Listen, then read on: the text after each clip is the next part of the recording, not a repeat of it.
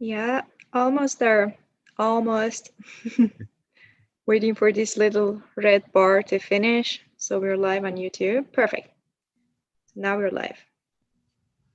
Great.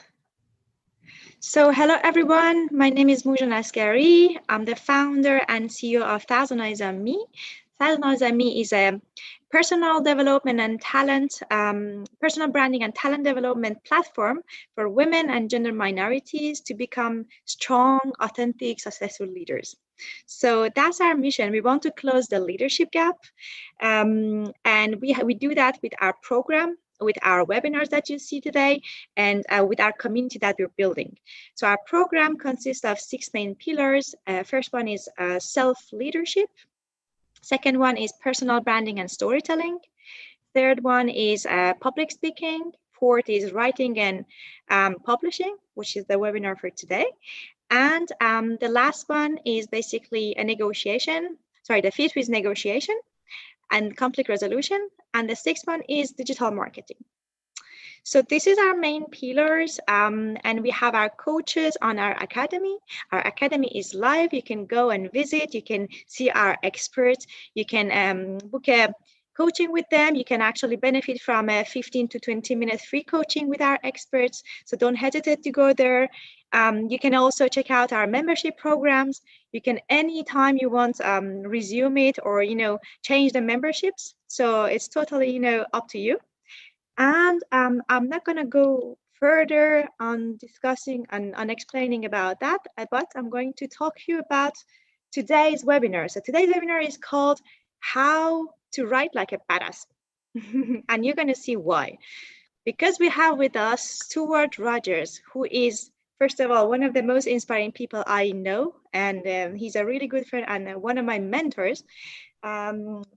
He has a very, very extensive experience. He's a journalist for decades.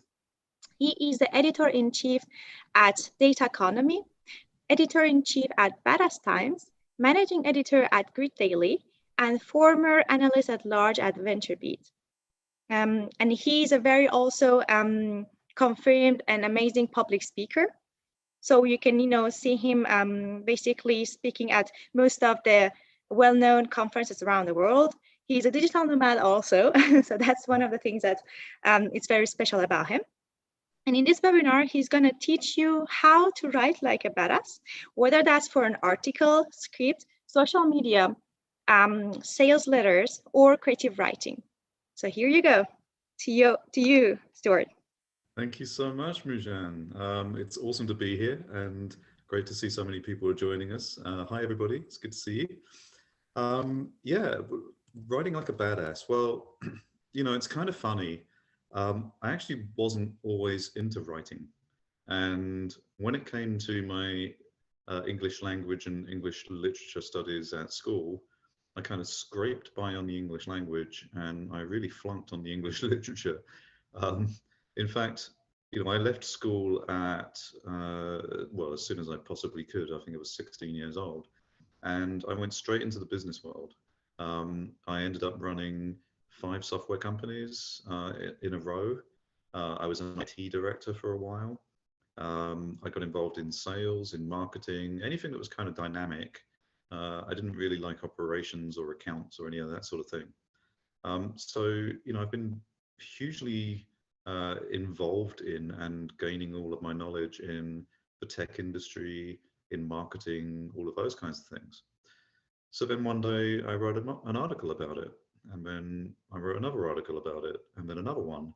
And I realized that writing is the tool that helps me to communicate my ideas to a bigger audience. And so I started a philanthropic project. I wanted to find a way to give money back to charity. So everyone was blogging at the time for money. They were putting the money in their own pockets. I decided to create a blog that was going to put money into charities' pockets instead, right? So what I created was something that became kind of almost too big. Um, it was a multi-author news site that was dealing with PlayStation news, and it actually became one of the world's most popular PlayStation news websites in the world. But everybody that wrote for it, me included, wrote for it for free because we knew that we were contributing the content in order to get visitors so that we could give more money to charity. You know, in the end, it became an amazing project because not only did we give tens of thousands of dollars a year to really good causes, but I actually had over 50 young writers come through the program, learn how to be journalists, and go on to get paid video game journalism writing jobs. So, you know, it was a success in so many different ways. I actually did that project completely anonymously, so it's kind of interesting now. I can't actually go back to it and use it as any part of my portfolio because I wanted to keep that part of what I was doing completely anonymous and out of the limelight. But that got me into the idea that our words, the things that we write, the things we say, our choice of words and how we develop our articles is actually incredibly hugely powerful. And that's the information I want to, you know, impart upon everybody else. So, you know, the perfect storm happened when I was in my startup just before I joined VentureBeat. VentureBeat actually wrote an exclusive article about the launch of my product. And then I got talking to VentureBeat more, and they were running a little startup within VentureBeat called VB Insight, which was their research arm. And I decided that their startup was more interesting than my startup. So I actually left my own company and I joined VentureBeat and started to not just write, but I emceed all of their events, hosted their webinars, which I still do today. So as well as writing, I became a public speaker, and all of these things helped me to reach the widest audience. They helped me to improve my platform, be seen as a thought leader for these topics in my sphere, which of course means that more and more people come and check out what I have to say, whether it's in written format or spoken format. In that time, that has helped me to build not just an incredible list of amazing friends, colleagues, contacts, acquaintances all over the world, but it's helped me to basically bring in more business than I can possibly imagine. So here's the thing, like writing, you know, it might come to you naturally. Some people are just gifted. But the fact is that writing is a skill. It's a skill that you can learn. It's a skill that you can practice. It's a skill you can perfect, and you can enhance it. Trial and error and basically just doing a lot of it really makes a massive difference.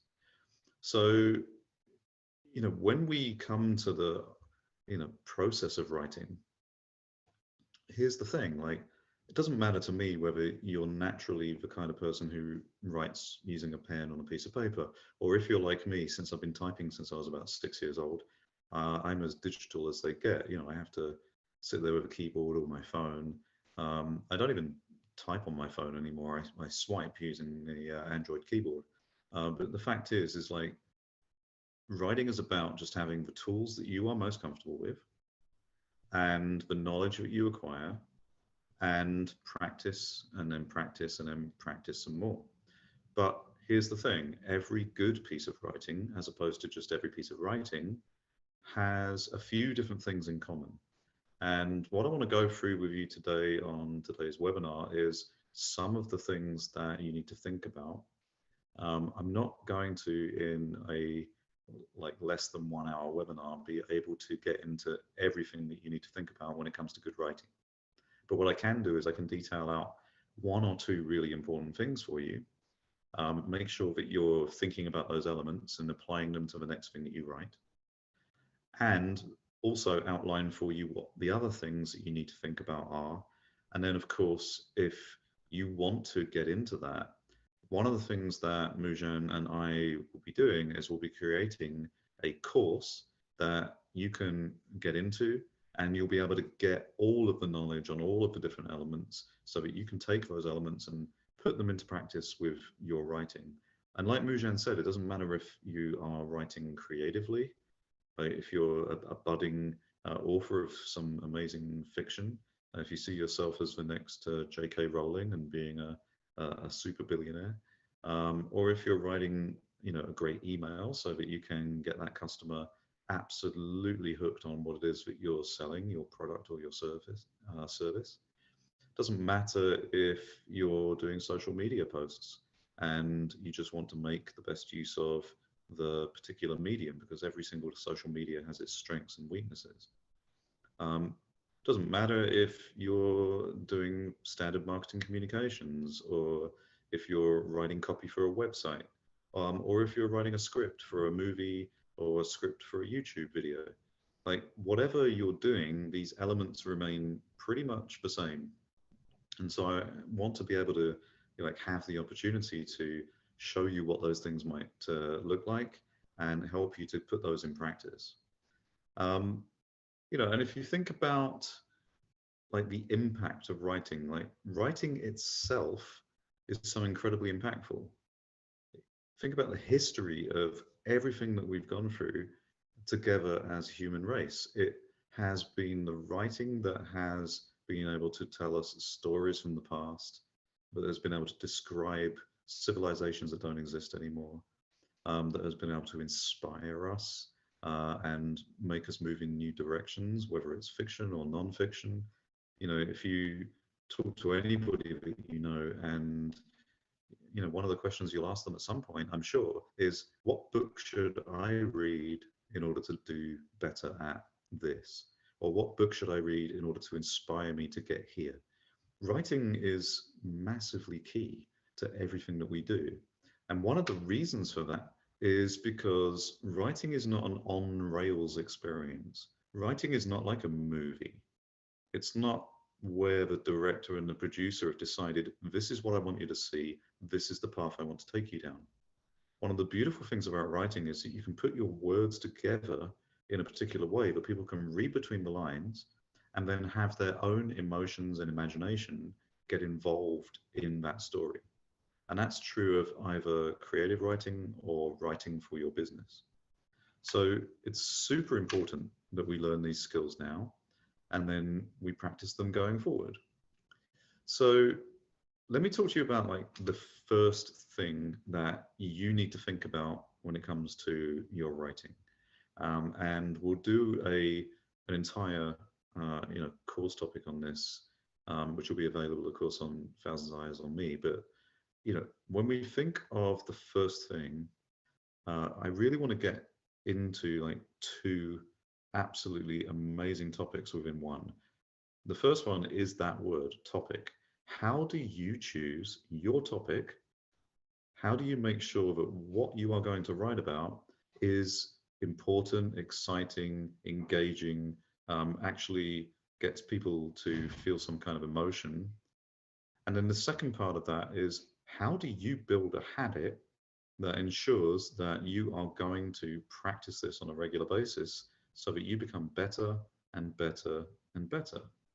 And those are the two most important starting blocks, I think, for good writing: choosing a great topic and then forming an amazing habit. So let's talk about that just in particular. So when you are actually writing, you have to keep in mind a lot of different things. First of all, how are you going to structure your thoughts? What language are you going to use? What is your tone of voice? What are the things that are going to help you to communicate your idea so that your audience is going to care about it? But let's talk about getting into that writing mindset and getting into that writing mood first. So as with everything in business and in life, writing is a process. It's an absolute process. You have to focus on the process. If I give you an example of, what a great process looks like versus what just an average process looks like. So think about this from a point of view of a business. I call this the OXO problem. If you have ordinary processes, you can hire extraordinary people and you'll still get ordinary results. Everything that works, everything that's repeatable, everything that you can improve with some tweaks, some changes, some tests, you can only do that if you have a process to begin with. Because otherwise, how are you going to measure when you change something? How are you going to follow the rules that you've decided work best for you and work best for the people you're writing for? If you don't have a process, it's going to be super difficult for you. So let's think about the process of writing. You know, if we come to the first part of this process, what is it that you're going to write about? What is the one topic you're going to write about? Something that I see that kills good writing really quickly is when people try to incorporate too many topics, too many elements. It becomes really much more focused and much easier for you to get a great result if you focus on one topic. And what is that topic? Well, it could be something you're passionate about, something that makes you feel emotion. It could be something that you have gone and used, you know, an SEO tool. You know, I've got some amazing friends at places like SEMrush, where they allow you to go and type in some keywords, and then it will show you the best performing articles against those keywords, and it will then, you know, take that and turn that into, here are the questions that you might want to ask when you're writing your next article.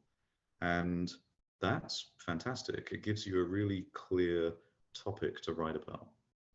So think about the one topic that you're going to write about, not multiple things within one article. And after all, if you've got like 5, 6, 7, or 100 things to say, why wouldn't you use this as an opportunity to practice your writing skills and write as many articles as there are topics, but focus on the one topic when it comes to your piece of writing. I'm aware, obviously, that when we come to creative writing, you know, it can be seen or perceived that you're going to write about a lot of different things, but actually you're not. You're going to write about a lot of different plot lines. You're going to write a lot of different characters, but there is usually one overarching topic that drives a fictional book forward. So, you know, think about that. For example, my favorite book is by far Cloud Atlas. What is the topic of Cloud Atlas?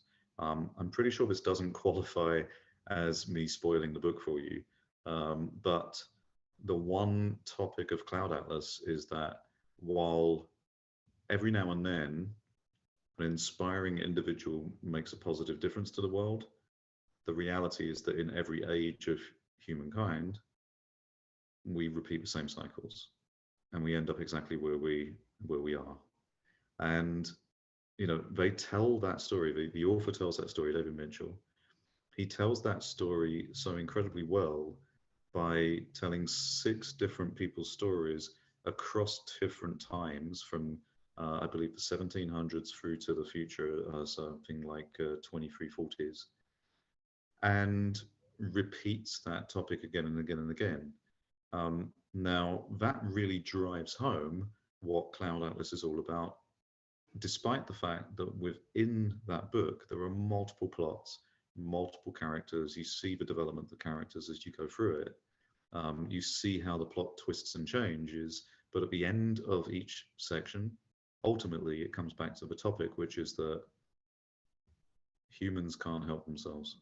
We cannot have a utopian society. So it's an amazing book in that respect.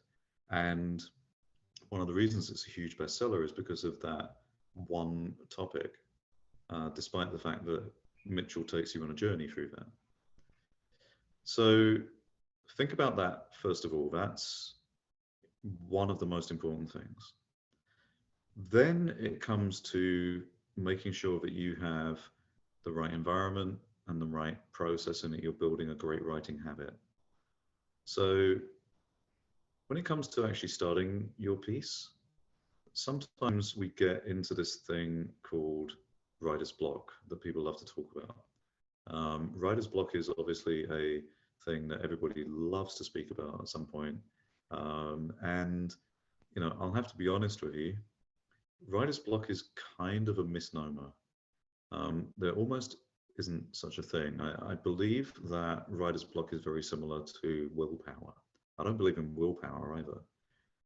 The fact is you have a choice. You're a human being. You can make a decision. You can make a choice. Willpower is kind of like a really bad excuse for making a bad choice and not wanting to own it.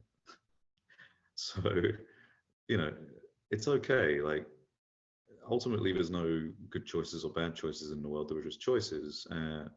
And, you know, if you decide to not write, well, it's your choice. Own it.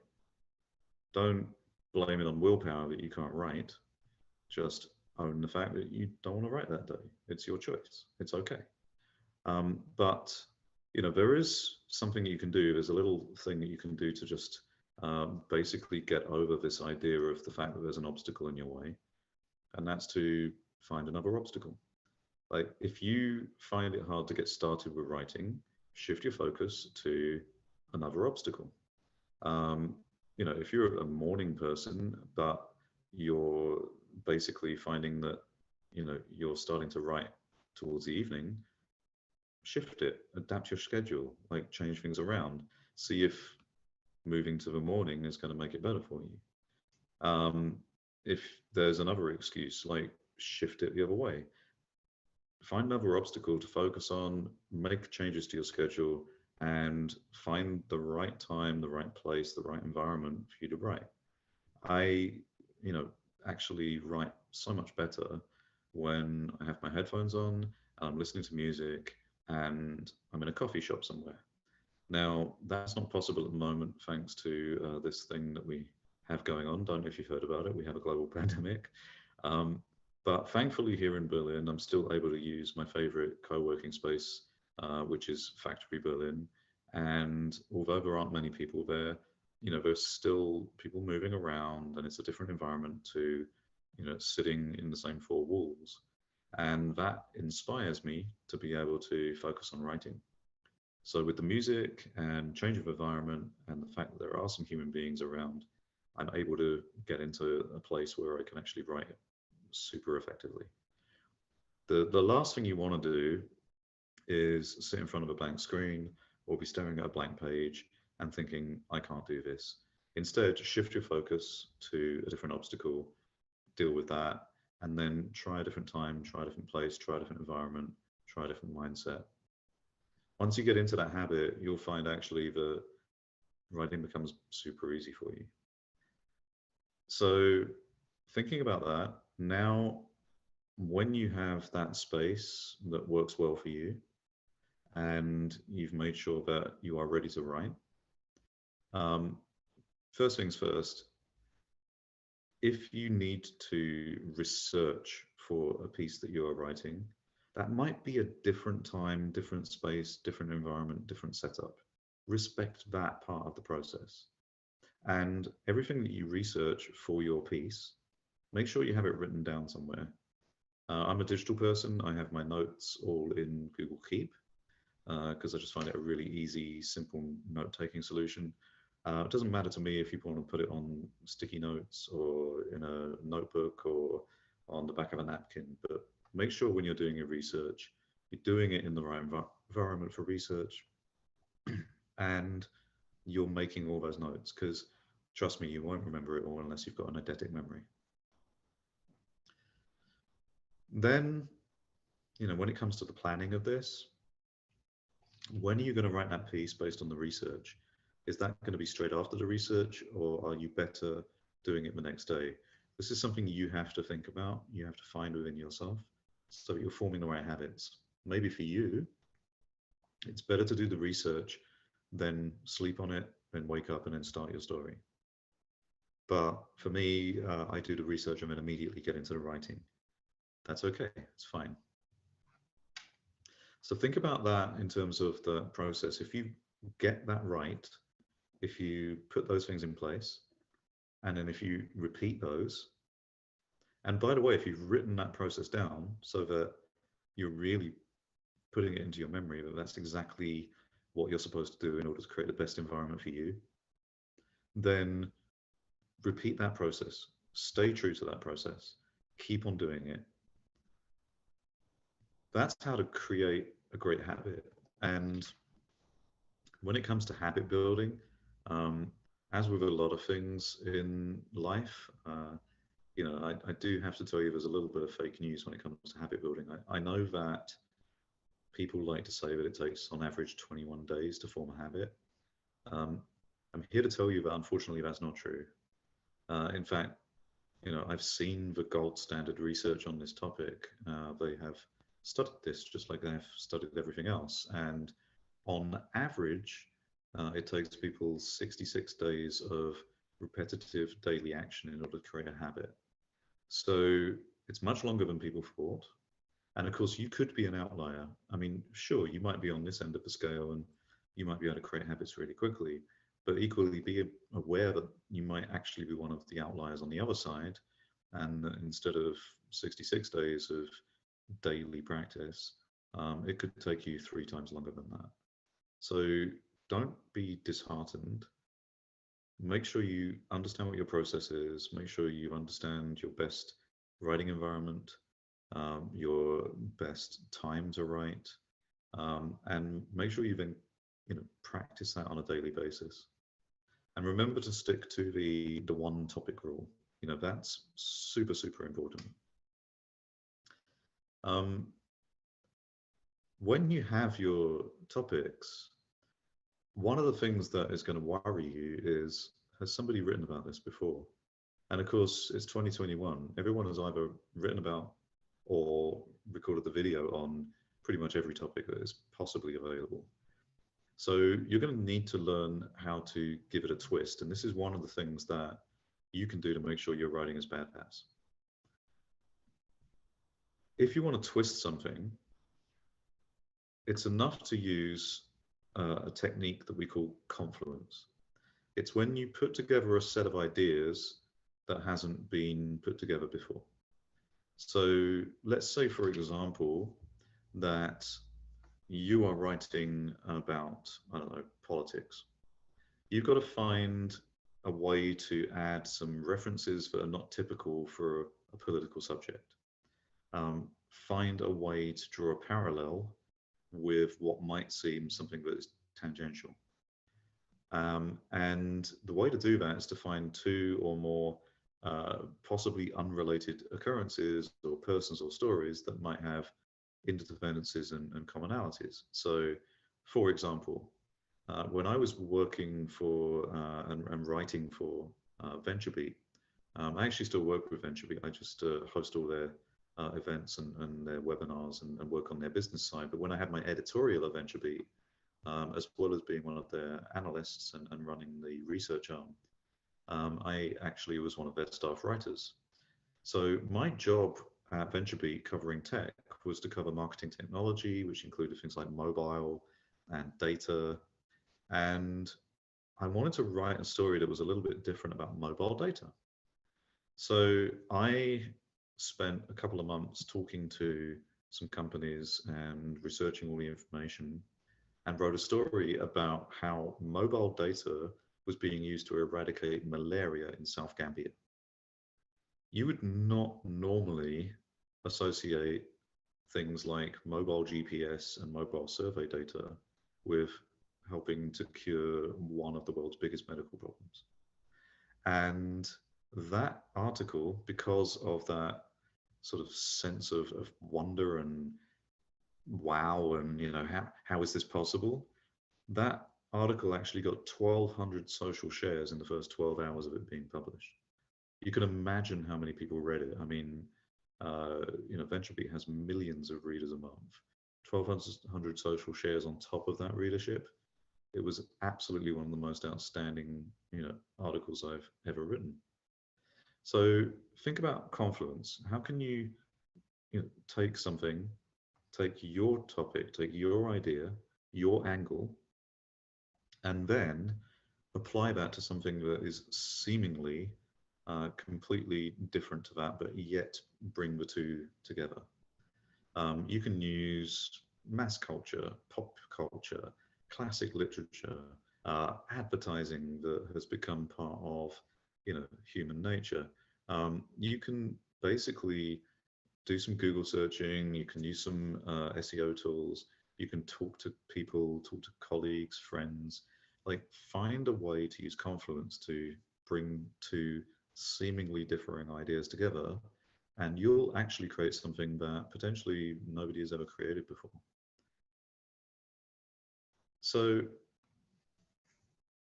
thinking about topics for a moment, what happens if you don't have a predefined topic? What do you do then? So there's a couple of different approaches to this. One is to simply write down a list of what you want to know about. What is it you want to learn? What are the things that are, burning questions in your mind, your soul, your heart?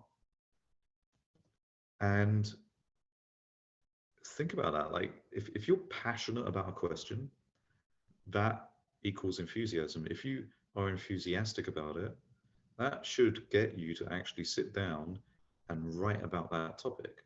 If you're writing about something you're excited about, it's going to fuel your fire. So create a list of things that you are interested in, that you want answers to, and then write a little short, abstract for each of those topics. What would that, look like? And could you use Confluence in that, in that abstract to say, this is the question I want answered, and here is the way I'm going to approach it by, using Confluence. Once you've got that list, narrow it down, and think about it in terms of this. What is this story going to be about? Is it going to be a short story? Is it going to be a book? Is it going to be a script? Is it going to be, a social media post? Take that list, narrow it down, decide what you're going to do with that. If you really are completely out of ideas whatsoever, try this as a practice. Try to just, focus and concentrate.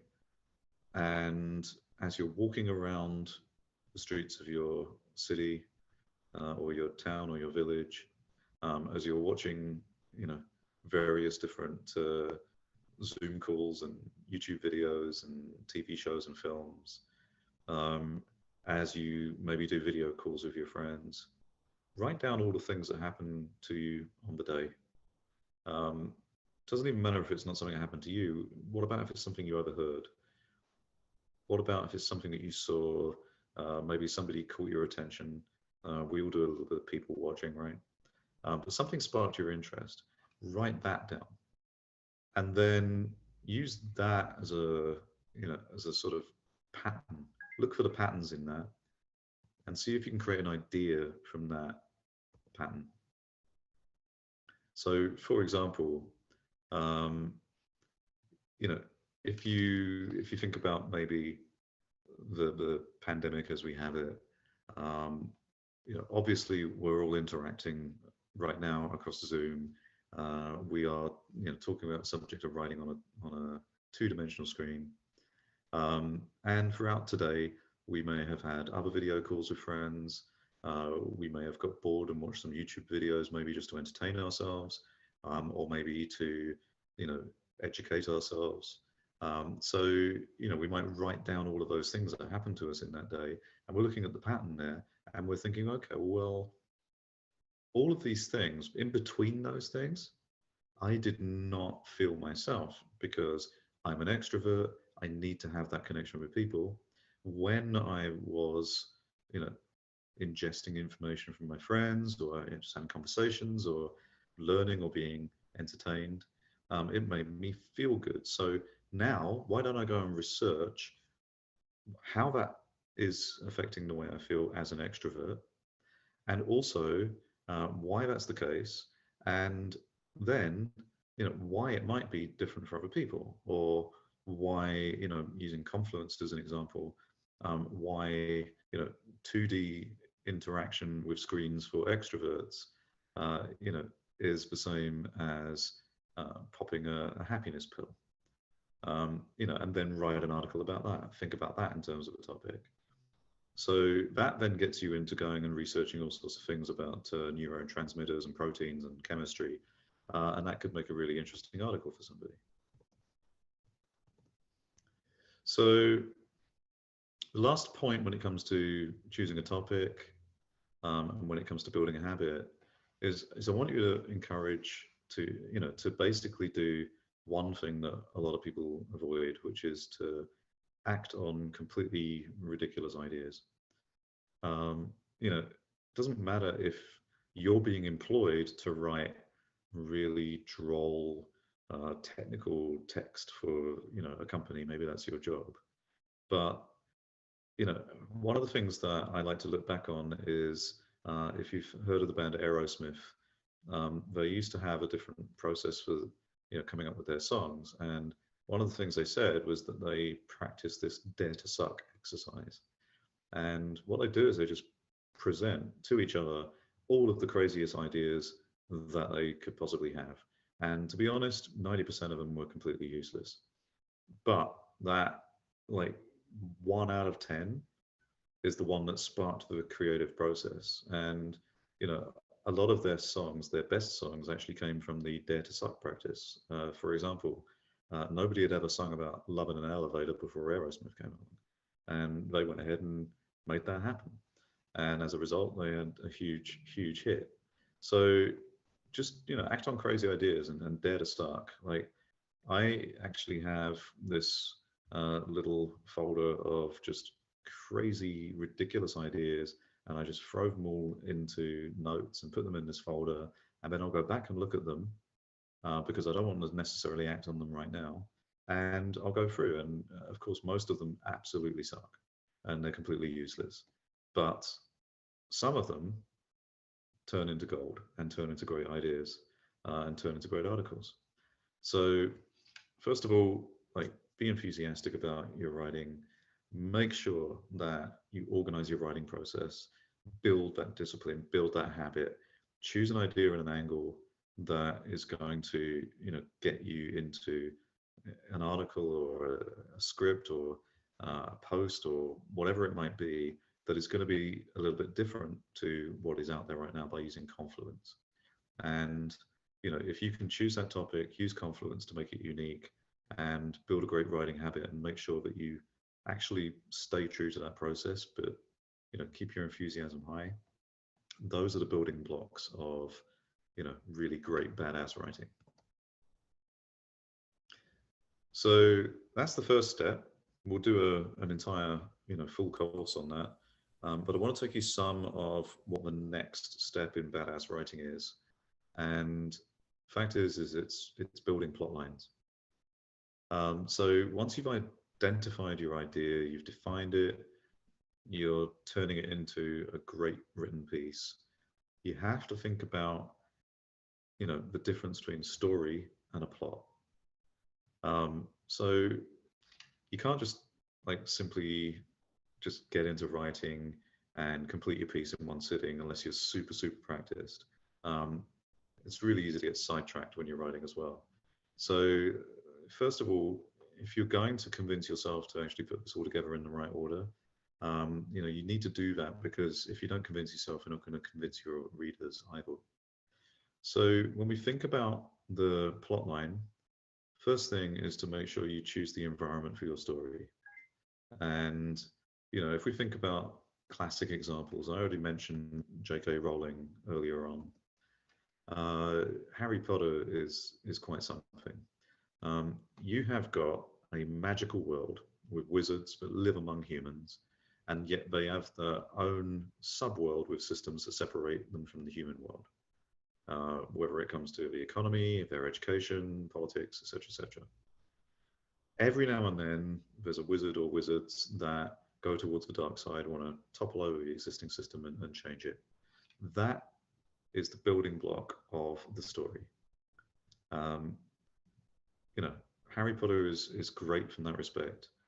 J.K. Rowling really understood how to build that environment. so that she could then build a story around that.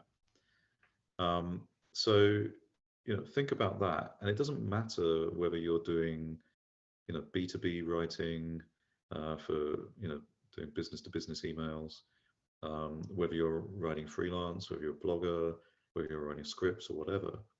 You have to think about the environment within which you're going to write. The other thing is you have to think about the tone of voice. Super important. So we need to think about tone of voice. And one way to make sure that you are creating your tone of voice and you keep it consistent is to document it. Just as before, writing is a process and you should be documenting your processes. So when we think about a tone of voice, we need to think about how am I going to speak throughout this entire, not just this story, but every story I write, especially if you're writing a whole sequence of emails that one after the other are trying to push a prospect down through the funnel so that they end up spending money with you. If you're going to decide to write direct language, a great way to develop a tone of voice is to write on your screen or a piece of paper the traits within which you're going to write. So you might write down direct. Then it's a good idea to write an example of what direct language looks like. It's also then a good idea to write down the same sentence but in the opposing tone of voice so that you know what it shouldn't look like. And whatever you need to do in terms of, you can write down different tones of voices. So you can be direct, but at the same time, you can be focused on value, for example. And so on and so forth. This is how you develop a tone of voice. You write down what it is that you're going to make sure you do every time, a positive example and a negative example, so that you can look back at that at any point and you can make sure you stick to those rules. It also, by the way, if you document that process, means that if you've got a company and there are several writers, several people involved in writing emails to customers, etc., everyone can have the same tone of voice manual because you documented it, and everyone can follow those rules. And that means that the company as one is writing in the same tone of voice. So it's a really, really good idea to build that tone of voice documentation. And then you need to stick to it. Again, it's all about following that process. It's amazing. Thank you so much, Stewart. I was actually thinking maybe we can open to the questions of the audience. If there is any questions, I just wanted to make sure that we have enough time to respond to them. You can always write them in the Q&A, or if you prefer it in the chat. I just had a question about myself. I have one question. What are the tools that you think that we can use to help us write better? I know, for example, Grammarly, it can help us to correct a little bit our English mistakes. So it works only on English, I think.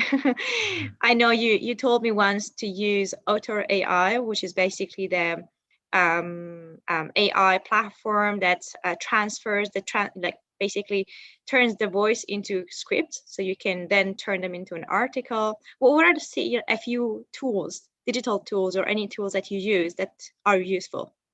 Yeah, I mean, I use Grammarly every single day. I have the pro version of Grammarly. Despite however practiced I am at writing, I always use Grammarly to make sure that I haven't done anything silly like split an infinitive, or that I've ended a sentence with a preposition, or any of those things. So I still use Grammarly every single day, and it's become a very, very important tool for me.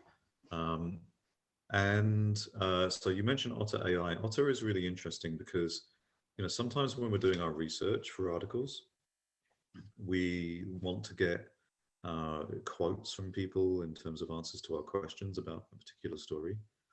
Now, you can email your questions and then people can email their quotes back to you, and that's a really fast way to create an article, especially if you're a journalist.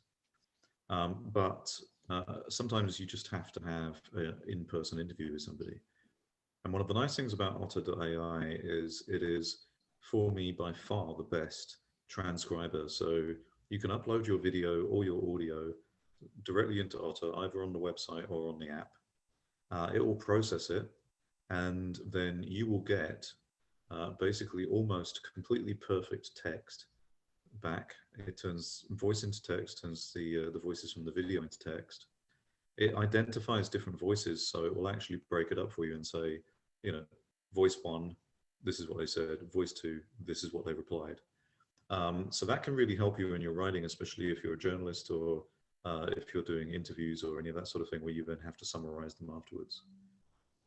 Outside of that, the best tool I can, possibly tell you is not a tech tool.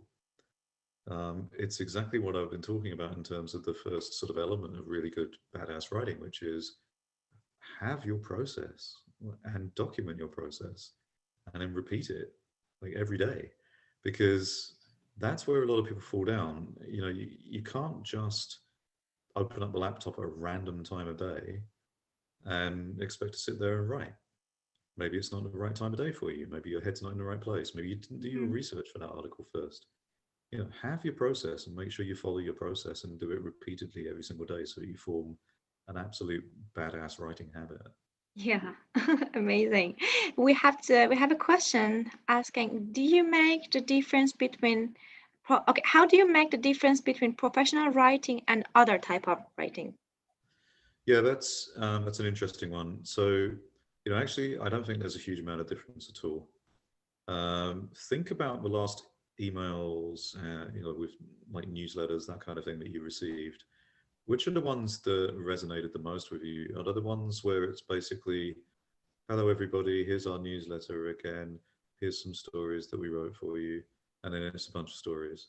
Or is it the newsletters where they're actually commenting on what's going on in the world, they're speaking to you like a human being, they're writing creatively, and they make you feel something? Like, if you can't get people to feel an emotion when they read what you write, they're not going to keep reading it. You know, your first paragraph is super important. If you're not coming across as an awesome, amazing, interesting human being in your business writing, why would I care? Why would I continue to read? So, I actually don't think there's a huge difference between writing professionally and other types of writing. I think the biggest difference is sometimes that when we are writing professionally for our business, we are under time pressure. We have deadlines. And when you're not in that place where you're at your best for being able to write and you're not being able to follow your process, but you've got a deadline, and so you've got to do it anyway, sometimes the results are that your writing won't be as good as it should be. So a lot of times the uninspiring professional writing that you see is not because the writer is uninspiring, it's because the writer had a deadline and they have to hit it, and it's not their right time of day or their right environment to write. So what I would say is, when it comes to either yourself or to the people that manage you, try to get across to them that your writing would be better, more creative, more inspired, and therefore convert higher if you're able to follow your own process rather than following their deadlines. Thank you.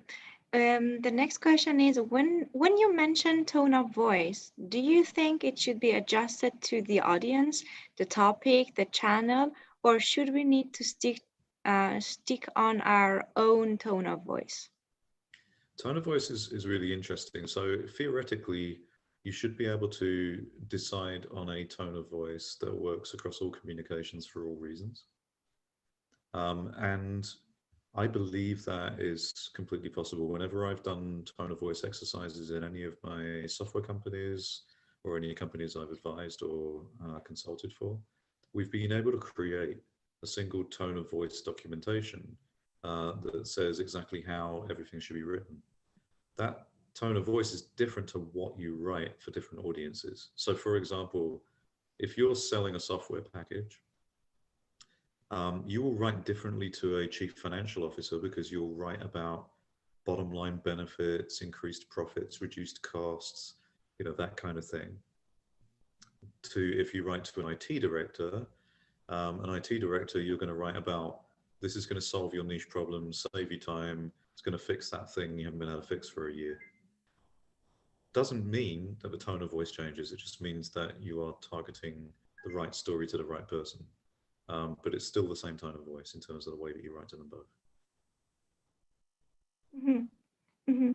So one question is like when you are trying to document your process, how do you analyze it and say, okay, this worked well, this didn't work well? How do you do Um, that?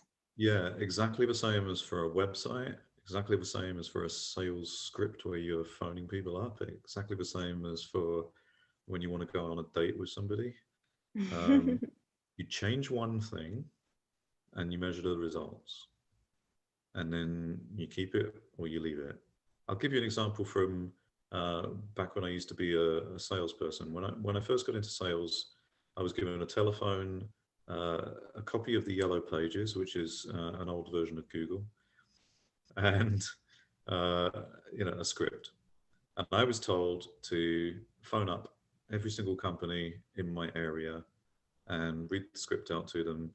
And my goal was to sell them a printer of some kind, a laser printer, an inkjet printer, whatever it was. That was my goal.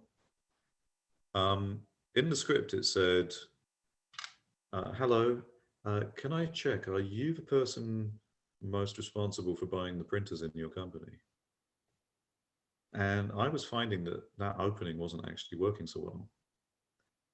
So I changed it subtly. I'd been studying psychology since I was a kid, so I thought I'm going to try something here, because if it turns out that that's not the person, I'm basically just putting some kind of negative anchoring into their mind. Because if they're not the person and I phoned them and it's someone else, then that's not great for the person I'm phoning. So I changed it subtly to, oh, hi there. I was wondering who other than yourself is responsible for buying the printers in your company. By changing it from are you the person to who other than yourself is the person, it wasn't so negative on them. And if they felt that they weren't the right person, they would give me a warm referral to the right person. And I would ultimately not just have a referral, I'd now have a warm referral, because I could say, hey, by the way, Alice suggested that I talk to you. Can I just check, uh, you know, who other than yourself is the right person to talk about buying the printers in your company? I'd still repeat the same tweak. That tweak led to a massive increase in my sale of printers. And it's the same with everything else you do in life. You change one thing. If it works for you, after you measure it, you keep it. If it doesn't, change back. Try a different change. Don't be tempted to try and change like 2, 3, 4, 5, 6 different things at a time, because you won't know which one is working and it will be overwhelming for you. Mhm. That's amazing. So there's a question about if you're, for example, writing a professional piece, let's say for a journal, something analytics, how do you structure your article? How do you do, for example, is it like you make an introduction, introducing the problem, and then you have some elements, and then you you do a conclusion? What kind of resources, links you put in? Like, how do you really structure the narrative in that piece? Yeah, absolutely. When it comes to almost all uh, research pieces, study pieces, analytical pieces, or even just regular journalism, or telling a story, I like to think of the infinity symbol. So we all know what the infinity symbol looks like. Yeah, like an eight the other side. Exactly. With a story, we start in the middle of the symbol and we tell people what the current situation is. This is now. The middle of the symbol is now. Then we go back into the past and tell them what happened. We go out into the future and tell them what's possible or likely to happen. And then we return back to now and remind them of what the situation is. That's a great way to tell any story, whether it's technical or creative or whatever. Start with what is the situation now, go back, say what happened, go forward, say what's likely to happen, and then restate where we are. And if you do that within your writing, regardless of the topic or regardless of whether it's technical in nature or not, you're able to take people on that journey and tell them that story, especially for research and studies and analysis, because in all of the research pieces I did for VB Insight, um, the best ones were the ones where we got to say, this is the current situation, this is the current market size, here's how we got there, this is what we think is going to happen next, and then just restate where we are right now. And that made all of our studies and research papers so much more engaging and easier to read than just stating facts and figures and technical details and numbers. Interesting. We have one question about storytelling. Yeah. So what do you think about this? We hear storytelling a lot, right? It's become sort of a trend and trendy concept. So what do you think about it? I think there's literally nothing trendy about storytelling. In fact, if I believe if I had a past life, I would be wearing a funny hat and carrying around a lute and singing stories to my other 13th century friends in order to tell them what's happening in the world. Like, we've always been storytelling. It's human nature, and storytelling is how we get information and news and data across to other people in an engaging way that elicits some kind of emotion in them. I can't imagine how dull it would be to be in a world where it's just facts and figures and numbers and no story to back it up. In fact, storytelling is so inherent to human nature that we even tell stories to figure out what has happened when some kind of ridiculous, random, minuscule thing happens that creates a huge global change.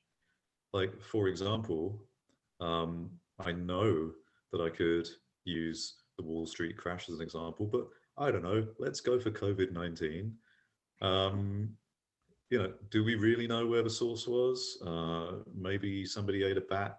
Maybe there was, some bad processes at a lab somewhere. But either way, one tiny, very, very random, like completely random thing has caused something that has global impact. And if you read Taleb's book, The Black Swan, you'll know what I'm talking about here. You'll know that human beings can't help themselves. We cannot compute the idea that something random can create a global impact. So we have to make up a story in order to explain it, as if we're some kind of super race that understands everything that's happening in the world. And so we've made up stories about bats and labs and 5G masts and aliens and We love stories, weird ones. whatever. So that's what we do, and that's how we get our point across. That's how we engage people. That's how we get them to spread the word. And storytelling is inherent to human nature, and it's not trendy in any way, shape, or form. It's been around since humans could learn to write, since the invention of language, and it will be around for the rest of eternity. Thank you so much, Stuart. We reached the end of our time for this webinar. One last thing I wanted to ask you is that what do you suggest us, our audience, to do tonight, starting from tonight, just a baby step to go and move forward to become a badass writer? What should we do? I want you to think about something to write. I want you to think about a topic. If you can't think about a topic, think about the questions that you have in the world that you would like answered. Or think about your day and write down everything that happened and then look for patterns in that. Like a journal? Yeah, think about those things. Get that topic down. You're going to need time to work on your habit. You're going to need time to work out what environment and everything else is going to be good for you to write. But start with that topic and start with those tactics that I talked about earlier to get that topic down. And then just start. Like, just start it. Yeah, actually, I love journaling. I used to journal for 9 years, and then 10 years I stopped it. And just this year, so 2021, I've written every day and every night. Actually, that's my sort of my like safe environment, my bubble. I go in my bed, I like start my open my journal, and I just write what happened, in my day. Perfect. And that is something it has changed a little bit, how I can structure my thoughts, and also made me to be a little bit more comfortable with writing. So I love the journaling idea. Yeah, it's a great thing. But go a little bit deeper, one step deeper, and look for the patterns in what you wrote. What are some of the things in there that connect with each other? Because there will be. and then maybe you can write a story about those connections. Yeah, I love that. Thank you so much. Thank you so much, Stuart. Loved, all your tips, and I'm really, really excited for your course coming up in Feb. So everybody on the call, on the webinar, you're going to be notified when it's out. We can share with you a promo code, 15% off for the course of Stewart, which is basically, I'm going to write it in the chat because we're on YouTube Live. So it's badass 15. So you can use this code when you want to sign up for a Stewart's course. You're going to have some parts that you can see them for free. So don't hesitate to check it out. And yeah, make sure to follow us. Make sure you subscribe to our channels to be notified for upcoming webinars and events. With no more saying, thank you so much, Stuart. Thank you so much, Mujan. And thanks to everybody who watched. I really appreciate it. Yeah, thank you.